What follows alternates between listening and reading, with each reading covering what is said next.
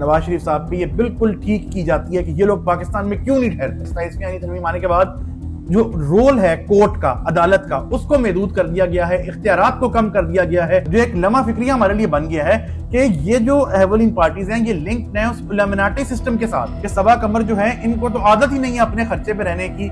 ये चीज बहुत गलत है कि जो पॉडकास्ट का आजकल कल्चर आ गया है, आपकी कोई तालीम नहीं है, कुछ नहीं है, कोई बेसिक्स नहीं है। आप एक माइक लें, एक एडिटर लें, एक कैमरा लें, ठीक है, और जनाब आप किसी पे कोई भी इल्जाम लगा दें पॉडकास्ट इंटरव्यू के दौरान। यार अगर तुम बेसिक अवाम को सहूलतें नहीं दे सकते ना तो फिर कुछ भी ना करो, घर चले जाओ। मैं रोटी 5 रुपए महंगी कर दी इन्होंने, ठीक है, वो एक सूबाई हुकूमत का काम है, लेकिन मुझे नहीं समझ आती कि बेसिक नीड है ये एक मजदूर की, एक गरीब की, एक दिहाड़ीदार बंदे की, उसको आप महंगा कर रहे हैं। बिस्मिल्लाहिर्रहमानिर्रहीम, अस्सलाम वालेकुम। आप देख रहे हैं वॉइस ऑफ अब्दुल्ला और मैं हूं अब्दुल्ला काजी। चैनल को सब्सक्राइब जरूर कीजिएगा जनाब, बेल आइकन को प्रेस कीजिएगा और हमारे इस नए प्लेटफॉर्म का साथ दीजिएगा। कोशिश हमारी यही होती है कि लेटेस्ट और ऑथेंटिक न्यूज और एक अनबायस्ड ओपिनियन जो है वो आप लोगों तक पहुंचाया जाए। कुछ बात कर लेते हैं जनाब खबरों की जो कि हमारे पास मौजूद है। एक तो जनाब पंजाब फॉरेंसिक साइंस एजेंसी, उसके डाटा को जो है वो अटैक किया गया है इंटरनेशनल हैकर्स की जानिब से, और जो आईटी टीम है पंजाब फॉरेंसिक साइंस एजेंसी की, उसने इस अटैक को नाकाम बना दिया है, which is something to feel proud कि बीइंग अ पाकिस्तानी हमारे पास ऐसे ऐसे आईटी स्पेशलिस्ट, ऐसे ऐसे लोग मौजूद हैं कि जो कि इतने स्ट्रॉन्ग अटैक्स जो हैं उनको भी नाकारा बना देते हैं, या वो अटैक्स वो सिस्टम पे नहीं होने देते। अब इस तरह के जो अटैक किए जाते हैं, एक तो जंग वो होती है, देखें जो जंग हमने मैदान में लड़ी भारत से, लेकिन एक जंग आज के दौर में डाटा की जंग है कि जब मुख्तलिफ ममालिक, खासतौर पर भारत, अफगानिस्तान, इसराइल, ये कोशिश करते हैं कि आपको पाकिस्तान का डाटा मिल जाए, यानी कि क्या मोड ऑफ वर्किंग क्या है, पाकिस्तान के जो न्यूक्लियर्स हैं वो कहां पे इंस्टॉल्ड हैं, उनके बारे में क्या इंफॉर्मेशन जो है वो उनको दी जा सकती है। इसके अलावा दीगर के कौन कौन लोग वहां पे काम कर रहे हैं, इस हवाले से जब कोई इंफॉर्मेशन लेना मकसद होता है तो फिर इस तरह के साइबर अटैक्स किए जाते हैं ताकि सिस्टम्स जो हैं उनको हैक किया जा सके। लेकिन अल्हम्दुलिल्लाह इस अटैक को पाकिस्तान ने नाकारा बनाया। जनरली अगर आप बात करते हैं जनाब तो 2025 से अगर हम बात करें तो 2025 से अभी नवंबर है, यानी कि 11 महीनों में 53 लाख से ज्यादा साइबर अटैक्स हुए।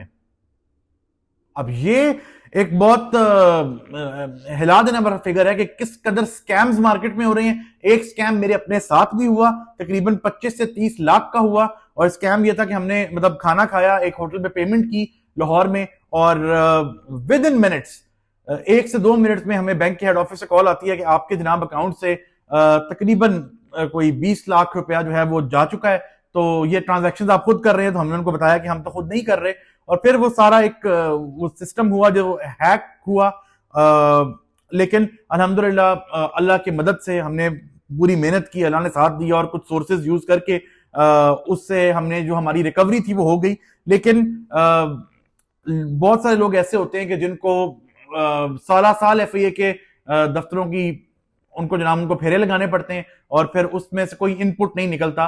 तो आप लोगों से एक ये भी गुजारिश है कि इस मामले में बहुत एहतियात कीजिए। अगर आपके अकाउंट ऐसे हैं कि जिनमें एक ज्यादा बैलेंस आप रखते हैं, 1 मिलियन, 2 मिलियन, 10 मिलियन, कुछ भी, तो आप अब जितने भी मॉडर्न बैंक्स हैं उन्होंने ये ऐप में फैसिलिटी दे दी है कि आप अपने कार्ड्स को ऑन या ऑफ कर सकते हैं, बिल्कुल एक स्विच की तरह। तो अगर आपका बैलेंस ज्यादा है तो आप अपने कार्ड्स को ऑफ रखें, अगर आपने कहीं पे कार्ड पेमेंट करनी है तो स्विच ऑन करें, पेमेंट करें, और दोबारा उनको अपनी ट्रांजैक्शंस को बंद करें, चाहे वो ऑनलाइन ट्रांजैक्शंस हैं, चाहे वो आपके एटीएम ट्रांजैक्शंस हैं, या फिर कार्ड पेमेंट्स हैं।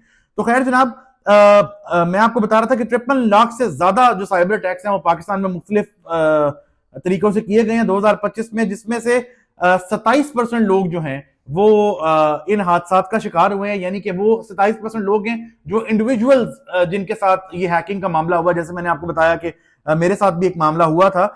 इसी तरह जनाब अगर हम देखते हैं 24% कॉर्पोरेट सेक्टर में इस तरह के वाकयात हुए हैं। कॉर्पोरेट सेक्टर का मतलब है कि कोई ऑफिस था, कोई बड़ी कंपनी थी, उनमें कोई ऐसी डिवाइसेस लगाई गई जो कि हैक थी और कंपनी का पूरा डाटा लीक हो गया। कंपनी को उससे जाहिर है कि बहुत नुकसान होता है। तो ये वाला मामला जो है ये भी एक बहुत परेशानी का मामला है। लेकिन यस, ऐसा हो रहा है। अभी मुझे कल जब मैं आप लोगों के लिए गलबन बैठ के व्लॉग रिकॉर्ड कर रहा था तो ही मुझे एक कॉल आई, और मुझे जनाब एक मेरा दोस्त बन के किसी ने मुझसे बात की, अच्छा ये जो हैकर्स होते हैं ये होते बहुत तेज हैं, इनके पास आपकी सारी इंफॉर्मेशन होती है। उसको पता था कि मेरे जो दोस्त हैं वो इंग्लैंड में होते हैं, और फिर उसने मुझे ट्रैप करने की कोशिश की, लेकिन अल्हम्दुलिल्लाह क्योंकि एक दफा हम डसे जा चुके हैं तो समझ आ गई कि ये जो है ये गले विच हो रहा है, कुछ और हो रहा है, तो मैंने उस फोन को बंद कर दिया। तो जनाब इस चीज से आप लोग बहुत एहतियात करें, और जहां हमारे पास इन बैंक एप्स का ये जो आईटी से रिलेटेड हमें फैसिलिटीज हैं, अब तो अरसा दराज हो गया हम बैंक्स नहीं जाते, हम अपने जितने भी मैनेजमेंट हैं, फाइनेंसेस हैं, बिल्स हैं, वो इन्हीं एप्स के थ्रू पे कर रहे होते हैं। जहां उसके फायदे हैं तो नुकसानात भी हैं। इसका यह मतलब बिल्कुल नहीं है कि आप इस ऐप इस्तेमाल ना करें, ऑनलाइन बैंकिंग को छोड़ दें। एक लोग उस एक्सट्रीम पे भी चले जाते हैं। मकसद सिर्फ यह है कि एहतियात करें। अपना जो कार्ड है, मेरे वाले केस में गलती ये हुई थी कि मैंने अपना कार्ड दे दिया था वेटर को, और वो कार्ड जो है वो लेके चला गया बिल करने के लिए, और फिर सारा ये मसला हुआ। तो आप अपने कार्ड हमेशा अपने सामने दें जब भी आपने कहीं पे कार्ड पेमेंट करनी हो। खैर जनाब, इसके बाद बीबीसी के हवाले से आपको बताते चले जनाब कि बीबीसी जो है वो सख्त मुश्किल का शिकार हो गया है। डोनाल्ड ट्रंप जो है वो बहुत गुस्से में है बीबीसी के ऊपर, और हुआ ये था कि लास्ट जो इलेक्शन थे जिनमें जो बाइडेन जो है वो इलेक्शन जीते थे, तो डोनाल्ड ट्रंप की एक वीडियो जो है वो बीबीसी पे चली थी, जिसमें तासुर ये मिल रहा था कि डोनाल्ड ट्रंप ये कह रहा है कि आप जो है वो हमला कर दें, मतलब एहतजाज करें और हमला कर दें स्टेट के ऊपर। अब बीबीसी जो है उसके जो डायरेक्टर जनरल हैं और हेड ऑफ न्यूज हैं, उन्होंने उनको रिजाइन करना पड़ा। ठीक है, उन्होंने ये जो उनको नोटिस अभी ट्रंप ने दिया है कि ट्रंप उनको जनाब अब कोर्ट में लेके जा रहा है, तो उन्होंने ये नोटिस मिलने के बाद बाकायदा व्हाइट हाउस से माफी मांगी है। लेकिन ट्रंप जो है उसका गुस्सा ठंडा नहीं हो रहा। वो ये कह रहा है कि वो बीबीसी को चैलेंज करेगा, और बहरहाल जाहिर है कि बीबीसी के उस एक वीडियो की वजह से जो कि एक फेक वीडियो थी या उसको एडिटेड इस तरह से वो की गई थी, और उससे डोनाल्ड ट्रंप की साफ बहरहाल मुतासिर जरूर हुई है। उसके बाद जनाब आपको बताते चले मोनिस इलाही के हवाले से बताते हैं कि मोनिस इलाही साहब जो कि परवेज इलाही साहब के साहबजादे हैं, आपको पता है कि जब तहरीक एतमाद इमरान खान साहब के खिलाफ आई, उसके बाद ये एक डिवीजन हो गई थी। परवेज इलाही साहब जो है वो नून लीग और फजल रहमान साहब के साथ जाना चाह रहे थे, लेकिन जो मोनिस इलाही साहब थे वो इस चीज पे बजिद थे कि वो इमरान खान साहब के साथ परवेज इलाही साहब को जाना चाहिए। खुद तो जो मोनिस इलाही साहब हैं वो जर्मनी चले गए आजकल जनाब, वो मेरा ख्याल है शायद जर्मनी या स्पेन में ही है, और लेकिन परवेज इलाही साहब जो है उनको इसके बहुत कॉन्सिक्वेंसेस भुगतने पड़े। वो जेल में रहे, बहुत अरसा जेल में रहे, उनकी तबीयत खराब हुई, फिर उनको चौधरी शुजात हुसैन के इंटरवीन करने पे रिहाई मिल गई। लेकिन आप देख सकते हैं कि जब से वो बाहर आए हैं वो बिल्कुल खामोश हैं। कोई भी बयान वो ऐसा नहीं दे रहे कि जो मजीद उनके लिए एक किसी मुश्किल का बाइस बने। लेकिन मोनिस इलाही साहब जिनको पकड़ने के लिए इंटरपोल से पाकिस्तान की गवर्नमेंट ने दरखास्त की थी कि जनाब इनको पकड़ के हमें दिया जाए, तो इंटरपोल ने उनकी दरखास्त एक्सेप्ट करने से इनकार कर दिया जनाब। इसके अलावा जनाब मियां नवाज शरीफ जो है वो लंदन पहुंच गए हैं। आपको पता है 27वीं आईनी तरमीम के बाद उन्होंने वोट डाला। उसमें मेरा ख्याल है जब से वो वज़ीर आज़म बने शायद दूसरा या तीसरा इजलास है जिन्होंने अटेंड किया, वो वहां पे आए, उन्होंने वोट डाला। और मैं आपको हमेशा ये कहता हूं कि उनका एक हमेशा एक स्टांस रहा है, एंटी एस्टेब्लिशमेंट स्टांस, और उन्होंने सिर्फ इसलिए ताकि सिस्टम में उनकी बेटी की जगह बन जाए, मरियम नवाज जो है वो वज़ीर आला पंजाब बन जाए, उनके लिए उनका करियर आसान हो जाए। उन्होंने अपनी जो उनकी उनका एक नजरिया था वोट को इज्जत दो, उस पर उन्होंने कॉम्प्रोमाइज किया। और आप देखें कि वो वैसे वो नहीं आए पार्लियामेंट, लेकिन 27वीं आईनी तरमीम के वोट करने के लिए वो पार्लियामेंट आते हैं। और उसके बाद जनाब फिर वो अपने 2 हफ्ते बाद जो है 2 हफ्ते के लिए लंदन चले जाते हैं। तो कहा यह गया है कि अपने जाती इलाज के लिए और मुआलजे के लिए और अपना जाती जो चेकअप है उसके लिए वो लंदन गए हैं। लेकिन बहरहाल ये जो एक तनकीद है नवाज शरीफ साहब पे, ये बिल्कुल ठीक की जाती है कि ये लोग पाकिस्तान में क्यों नहीं ठहरते। मतलब थोड़े थोड़े से टाइम बाद आप देखते हैं, अव्वल तो जब इनको जेलें हुई तब भी डील करके ये लोग बाहर मुल्क से चले गए, और फिर इन हालात में जब एक आपका भाई वजीर आजम है और आपकी बेटी वजीर आला है और नवाज शरीफ साहब जो है उनका बड़ा इनपुट है अभी भी सरकारी मामलात में, तो मुझे लगता है कि उनको यहां होना चाहिए। कहा यह जाता है कि वो 2 हफ्ते के अंदर अंदर जो है वो पाकिस्तान वापस आ जाएंगे। उसके अलावा जनाब उर्दन के प्रेसिडेंट शाह अब्दुल्ला जो हैं वो इस्लामाबाद पहुंच गए, और वजीर आजम शहबाज शरीफ साहब, आसिफ अली जरदारी सदर पाकिस्तान जो हैं उन्होंने, और मुसद्दिक मलिक साहब ने, और उन्होंने जनाब उनका इस्तकबाल किया। और उसमें गालिबन एक वो वजीर तालीम है शायद, वजीहा साहिबा उनका नाम है, वो भी उस डेलीगेशन में शामिल थी जो कि उनका इस्तकबाल करने गया, और वज़ीर आज़म पाकिस्तान ने इनको दावत दी थी। अच्छा, ये पाकिस्तान आए हैं, जाहिर है इसमें पाकिस्तान के लिए तो ये खुशखबरी है कि इंटरनेशनली पाकिस्तान को तकवीत मिल रही है, पाकिस्तान को फरोग मिल रहा है। लोग अब पाकिस्तान मुख्तलिफ ममालिक के, जो अभी पिछले दिनों एक 14 ममालिक के वजारत खारजा के लोग आए हुए थे, कॉन्फ्रेंस हो रही थी पाकिस्तान में, पार्लियामेंट्री कॉन्फ्रेंस, ये तो एक खुशी की बात है। लेकिन मैं क्योंकि इस वक्त आपसे रावलपिंडी से मुखातिब हूं, और मैं ये जानता हूं कि जो इस्लामाबाद रावलपिंडी के लोग हैं वो किस कदर मुश्किल का शिकार हैं। इसलिए क्योंकि एक तो पाकिस्तान और श्रीलंका की सीरीज ये जो हो रही है ये रावलपिंडी में हो रही है। उसके बाद जनाब इस्लामाबाद में अभी एक डेलीगेशन वापस गया है, जो मैंने आपको बताया कॉन्फ्रेंस हो रही थी, साथ ही जो है वो उर्दन के प्रेसिडेंट आ गए हैं। उसके अलावा जो मेन रास्ता जो है इस्लामाबाद का, जो कचहरी चौक है रावलपिंडी का, वो जनाब बन रहा है। वहां पे अंडर पासेस और पुल्स की कंस्ट्रक्शन हो रही है, जिसकी वजह से अयूब पार्क वाला जो एरिया है उस रोड को सारी ट्रैफिक डाइवर्ट कर दी गई है। और मेरा जो रोज का जो ट्रेवलिंग मेरी 15 मिनट में होती थी, अब वो तकरीबन 1 घंटा 20 मिनट 1 घंटे 10 मिनट में हो रही है। तो इसको भी बहरहाल देखने की जरूरत है कि रावलपिंडी इस्लामाबाद में शदीद बड़े किस्म के जो है वो ट्रैफिक जैम्स जो है वो देखने में आ रहे हैं। और मुझे नहीं लगता कि ये किसी तरह भी मैनेज हो पाएंगे। जो कचहरी चौक वाला प्रोजेक्ट है उसका जो टाइम फ्रेम बताया गया वो तो 8 महीने बताया गया है, ऑल्दो कि मैंने इस चीज को तो खुद विटनेस किया कि उसके ऊपर बहुत तेजी से काम हो रहा है। तो देखते हैं कि कितनी देर में ये जो है मामला खत्म होता है, या किस तरह ये किस तरफ ये वाकयात जाते हैं।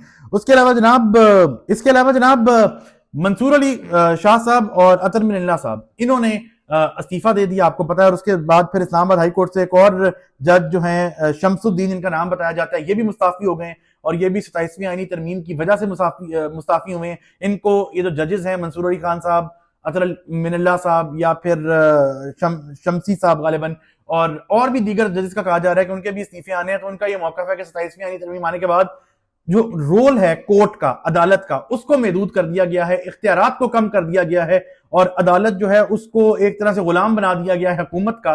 तो इंडिपेंडेंस क्योंकि अदालत की खत्म हो गई है, तो अब इस अदालत में काम करने का कोई फायदा नहीं है। और एक और जो जजेस के हवाले से चीजें सामने आई थी कि उनकी ट्रांसफर अगर की जाती है तो वो लाजमी है कि उनको ट्रांसफर जहां पे की जाती है दूसरे शहर में जाके उनको ज्वाइनिंग देनी है। अगर वो नहीं देंगे तो उनको नौकरी से बर्खास्त तस्वुर किया जाएगा।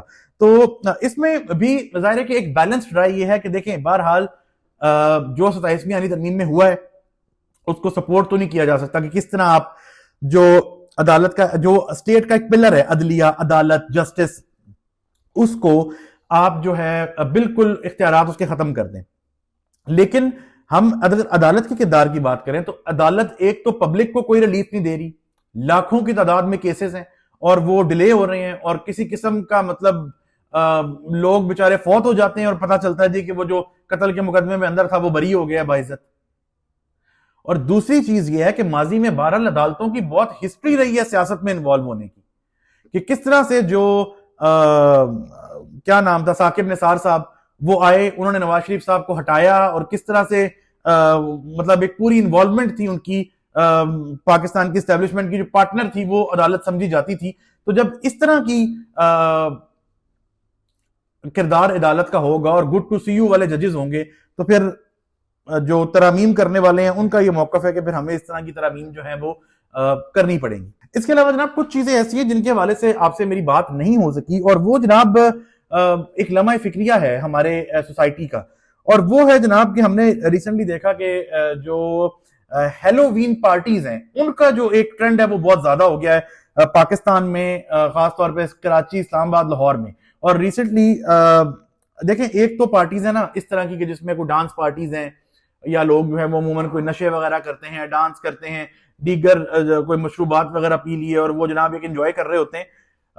हम तो ज़ाहिर है इस तरह की पार्टीज को भी ना जस्टिफाई करते हैं ना सपोर्ट करते हैं, लेकिन चलें मैं ये कहता हूं कि वो भी एक्सेप्टेबल नहीं है।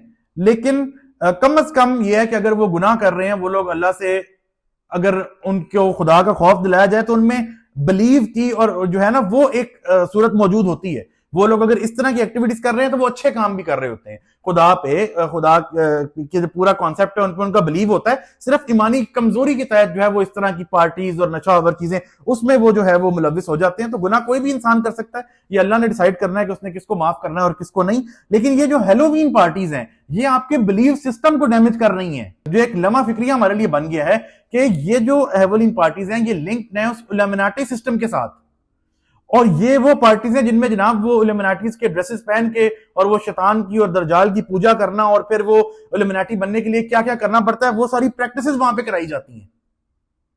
ये ऐसा एक मैं समझता हूं कि कुआं है कि इसमें जो गिर गया तो वो फिर वापस नहीं आएगा। स्टेट जहां पे बहुत सारे काम हमारी स्टेट के करने के हैं, स्टेट कर भी रही है, इस तरह की पार्टी के खिलाफ स्वेयर किस्म का क्रैकडाउन होना चाहिए। लाहौर में क्रैकडाउन हुआ, मरी में क्रैकडाउन हुआ, बहुत सी जगहों पे हुआ, जो कि बहुत अच्छी बात है। पिछले दिनों हमने देखा कि लाहौर गुलबर्ग में एक पार्टी इस तरह की हुई थी जिसके ऊपर मारिया बी, जो एक ब्रांड है उनकी जो ऑनर है मारिया साहिबा, उन्होंने बहुत आवाज उठाई और लोगों ने कहा जी कि मारिया बी बेहयाई फैला रही है। यार एक एक्टिविटी ऐसी हो रही है जिसमें मतलब कि बाकायदा ये प्रैक्टिस हो रही हैं सारी इल्यूमिनाटी वाली, और ये हेलोवीन पार्टीज हो रही हैं। अगर उसके लिए कोई आवाज उठा रहा है कि गलत हो रहा है, तो आप कैसे कह सकते हैं कि वो बेहयाई फैला रहा है? मतलब आप देखें कि इन पार्टीज ने तो आपका बिलीफ सिस्टम ही खत्म कर दिया ना बिल्कुल। ये तो फिर कुफर में बात चली गई, यानी कि आप जो है वो शैतान की पूजा करने पे उतर आए हैं। और अफसोस की बात है कि इन पार्टीज जो हैं इनसे, या जो इल्यूमिनाटीज हैं इनसे ज्यादातर जो लोग मुतासिर हैं वो लोग हैं जो आपकी पर्टिकुलर एलीट क्लास है पाकिस्तान की, उनके बच्चे। और कहने वाले ये कहते हैं कि हमारे बहुत सारे जो शोबिज के लोग हैं, जो स्टार्स हैं, नाम मैं किसी का नहीं लूंगा क्योंकि जाहिर है कि मेरे पास तो कोई सबूत नहीं है, लेकिन अगर आप ऐसे हलकों में उठे बैठे हैं तो बहुत सारे लोग ये क्लेम करते हैं कि फलाने फलाने फलाने जो आपके स्टार्स हैं, एक्ट्रेसेस हैं, वो भी इल्यूमिनाटी का हिस्सा है। अब इसमें होता क्या है कि जब आप इन को ज्वाइन करते हैं तो ये आपको बहुत ज्यादा पैसे से नवाजते हैं, आपको अरबों खरबोंपति बना देते हैं। अच्छा, ड्रामा से जो हमारे लोग हैं वो कितना कमा लेते होंगे, मैं अव्वल तो सबकी बात नहीं कर रहा, इसको कोई नेगेटिव तरीके से बिल्कुल मत लीजिएगा। चंद लोग हैं जिनके हवाले से कहा जाता है कि वो भी इनका हिस्सा है, और ड्रामे से अगर वो 2 करोड़ 4 करोड़ 10 करोड़ कमाते हैं तो इल्यूमिनाटीज का हिस्सा बनने पे उनको अरबों रुपए से नवाजा गया है। तो अब अल्लाह जानता है कि इसमें किस हद तक हकीकत है। ये एक चीज है कि जो कि लम्हा फिक्री हमारे लिए है, और जितना ज्यादा क्रैकडाउन हुकूमत कर सकती है इसके ऊपर करना चाहिए। रिसेंटली मुझे बड़ा अफसोस हुआ कि ये जो इल्यूमिनाटीज का आलमी दिन था, इनकी बर्थडे थी, नवंबर में गालिबन को डेट थी, और इस्लामाबाद और लाहौर के डिफरेंट कैफेज में उनकी तस्वीर लगी हुई थी, और वो यूथ हमारी जो है वो शीशा कैफेज में जाके जनाब उनके साथ तस्वीर खिंचवा रही है कि मैंने शैतान के साथ तस्वीर खिंचाई है। तो बच्चों को, यंगस्टर्स को अवेयरनेस दें कि वो किस कदर ये डेंजरस प्ले है कि जिसमें वो पढ़ रहे हैं। इसके अलावा एक और चीज थी जिसके ऊपर हम आपसे बात नहीं कर सके, वो थी हमारी बहुत मशहूर अदाकार हैं सबा कमर साहिबा। उनके हवाले से था जनाब, नईम हनीफ साहब एक एंकर हैं, सहाफी हैं, बेसिकली जर्नलिस्ट है। उन्होंने एक पॉडकास्ट की, और पॉडकास्ट में सबा कमर ने बेसिकली एक स्टेटमेंट ये दी थी कि उनको लाहौर और कराची में रहना पसंद नहीं है, वो इस्लामाबाद में रहना जो है वो ज्यादा पसंद करती हैं। तो नईम हनीफ साहब जो हैं उन्होंने ये कहा कि सबा कमर जो है इनको तो आदत ही नहीं है अपने खर्चे पे रहने की, ये जो लाहौर में इनको रहना पसंद नहीं है वो इसलिए नहीं है कि इनको जनाब पहले जिस घर में वो रह रही थी वो इनके किसी दोस्त ने जिनके साथ उनका एक ताल्लुक था, उन्होंने इनको वो घर दिया हुआ था, और बाद में ताल्लुक खत्म होने में उन्होंने वो घर उनसे वापस ले लिया, और फिर सबा कमर ने उनको जनाब चैलेंज भी किया और हर जाने का नोटिस भी भिजवाया, which is I think a very good thing to do. Because ये चीज बहुत गलत है कि जो पॉडकास्ट का आजकल कल्चर आ गया है, आपकी कोई तालीम नहीं है, कुछ नहीं है, कोई बेसिक्स नहीं है, आप एक माइक लें, एक एडिटर लें, एक कैमरा लें, ठीक है, और जनाब आप किसी पे कोई भी इल्जाम लगा दें पॉडकास्ट इंटरव्यू के दौरान। पहली बात तो यह है कि अगर सबा कमर ने ऐसा किया भी होगा तो ये उसका जाती अमल है, वो जाने और उसका खुदा जाने। लेकिन बहुत अच्छी बात है कि सबा कमर ने उनको जो है वो हर जाने का नोटिस भेजा। मुझे नहीं समझ आती कि ऐसे खवातीन को टारगेट करके इन लोगों को मिलता क्या है। यानी पाकिस्तान में इस वक्त अगर मैं मेन स्ट्रीम एक्ट्रेस की बात करूं जो कि हमारा फखर है पाकिस्तान का, तो वो सबा कमर है। आप उनका कोई ड्रामा उठा के देख लें, उस खातून के एक्सप्रेशंस ऐसे होते हैं जैसे लगता है कि उसको अल्फाज की जरूरत नहीं है, उसके एक्सप्रेशंस ही बहुत है। रिसेंटली उनका कोई ड्रामा, 2-4 एग्जांपल्स मैं आपको दे देता हूं। पामाल एक उनका ड्रामा है, आजकल वो केस नंबर 9 जो हमारे सीनियर शाहजेब खानजादा साहब ने लिखा है वो ड्रामा है। उसके अलावा एक उनका ड्रामा मैंने देखा था, मेरे जिन से अभी नाम निकल गया, आ जाएगा, बहुत गजब का ड्रामा था। उसमें उनके जो एक्सप्रेशन थे, बहुत बागी, एक बहुत अच्छा ड्रामा था। और जिस तरह कंदील बलोच वाली पूरी जो स्टोरी है उसको उसमें सबा कमर ने प्रेजेंट किया, दैट वाज अमेजिंग। तो सबा कमर पाकिस्तान का फखर है। पाकिस्तान में इस वक्त मेन स्ट्रीम एक्टर्स में एक्टिंग वाइज अगर मैं किसी को रेट करता हूं तो वो सबा कमर है। इनसे बड़े बड़े नाम भी लोग क्लेम करते हैं कि वो हैं, लेकिन मेरे नजदीक अगर एक्टिंग की बात करें तो शायद बहुत और भी अच्छे एक्टर्स होंगे, इनके नजदीक से भी कोई नहीं गुजरता सबा कमर। जिस तरह वो एक्सप्रेशंस देती हैं, जिस तरह वो डायलॉग डिलीवर करती हैं, I mean that is amazing. और मुझे बहुत दुख होता है इस चीज के ऊपर कि सिर्फ शोहरत लेने के लिए आप किसी की जाती जिंदगी के ऊपर हमले करते हैं। और उससे बड़े अफसोस की बात यह है कि जिस चीज का इल्जाम हम लोग दूसरों पे लगा रहे होते हैं, वही काम इल्जाम लगाने वाला बंदा अपनी जिंदगी में भी छुप के कर रहा होता है। क्या ये जो इल्जाम लगाने वाले हैं, इनका कभी किसी से अफेयर नहीं रहा होगा, इनका किसी से कोई ताल्लुक कायम नहीं हुआ होगा, इनकी कोई इस तरह की एक्टिविटी कभी नहीं रही होगी, तो ये आज के दौर में मुमकिन ही नहीं है। लेकिन क्योंकि चटपटा चाहिए होता है, मसाला चाहिए होता है, जाहिर है कि आपको जानने लग जाते हैं जब आप किसी ऐसे एक प्रोमिनेंट फिगर की बात करते हैं, और तो लोग आपको जानने लग जाते हैं, तो फिर इस तरह की बात की जाती है। तो मैं सबा कमर को पूरा सपोर्ट करता हूं। बहुत अच्छी बात है कि उन्होंने उनको जो भी वो प्रोसीडिंग्स है उसके लिए जा रही हैं, और सबा कमर वन ऑफ दोज एक्टर्स हैं जो कि पूरा प्रोसेस फॉलो करके वो इस इंडस्ट्री में आई हैं। एक जियो पे प्रोग्राम लगा करता था हम सब उम्मीद से हैं, वो उसको होस्ट करती थी, और फिर करते करते शुरू में उन्होंने कुछ छोटे कैरेक्टर्स किए, और फिर उनको जनाब मेन स्ट्रीम कैरेक्टर्स मिले, तो वो अपने टैलेंट के ऊपर मिले। बाकी किसी का अपनी जाती जिंदगी में किसी से कोई ताल्लुक होना बहुत सारे लोगों के होते हैं, उसको इस तरह क्रिटिसाइज करना, तो इसकी तो कोई तुक नहीं बनती। गंद है, गलाजत है, छोटा ज़हन है बेसिकली।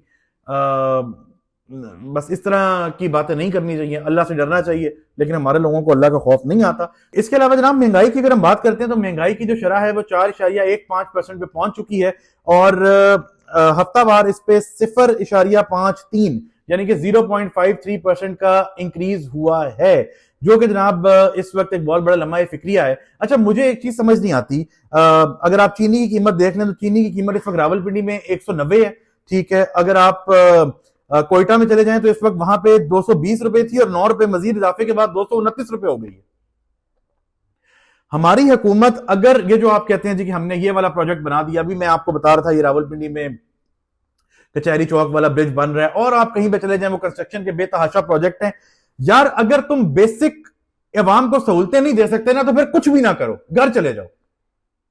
मतलब मुझे समझ नहीं आती, पिछले दिनों लाहौर में रोटी 5 रुपए महंगी कर दी इन्होंने, ठीक है, वो एक सूबाई हुकूमत का काम है, लेकिन मुझे नहीं समझ आती कि बेसिक नीड है ये, एक मजदूर की, एक गरीब की, एक दिहाड़ीदार बंदे की, उसको आप महंगा कर रहे हैं, और क्रेडिट आप ले रहे हैं कि जी हम स्मोक गन्स ले आए हैं और ये किया हमने, वो किया। बिल्कुल आप कर रहे हैं, मैं उससे इंकार नहीं कर रहा, लेकिन ये चीज सबसे ज्यादा जरूरी है कि रोटी, आटा, चीनी, ये जो बेसिक फैसिलिटीज हैं इंसान की, पेट्रोल, ये जो है ये उसको सस्ते दामों मिले।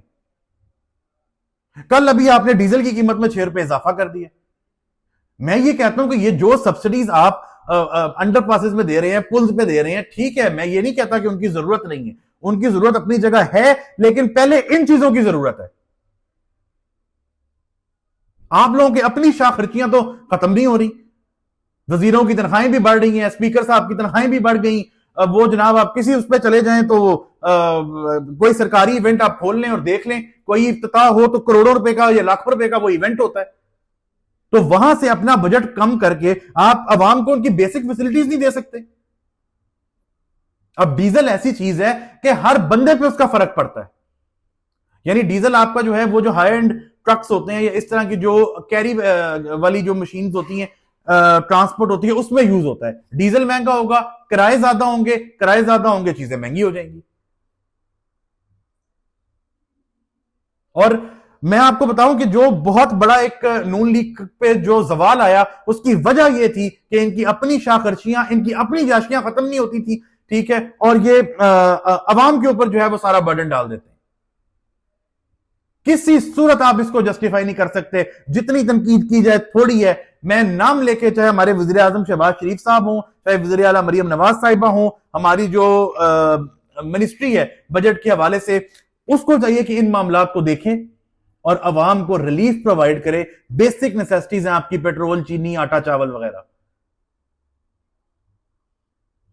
स्टेट बैंक ने रिसेंटली जब इन्फ्लेशन कंट्रोल हुई है तो उन्होंने जो शरह सूद है उसको कम किया था। अब इस वक्त तो मुझे लगता है कि शरह सूद बिल्कुल अब वो 11% पे आकर रुक गई है। मुझे नहीं लगता कि वो अगर ये हालात रहे तो ये कम हो सकती है दोबारा।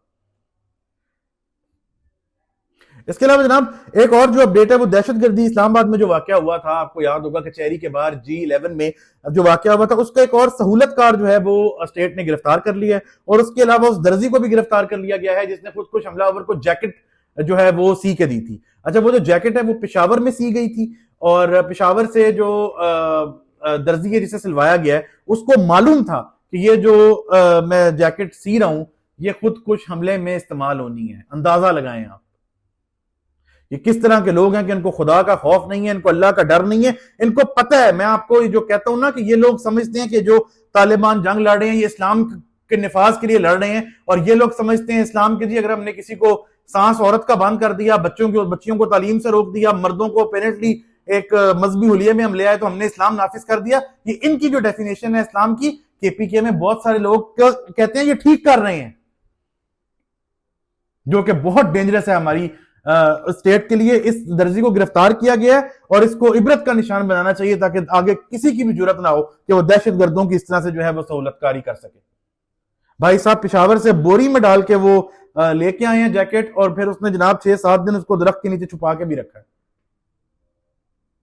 हैट्स ऑफ टू हमारे जो इदारे हैं उनको कि वो जनाब बर वक्त कार्रवाई करके उन्होंने सहूलतकार को और इस दर्जी को जो है वो गिरफ्तार किया है। तो ये जनाब अब तक की वीडियो थी।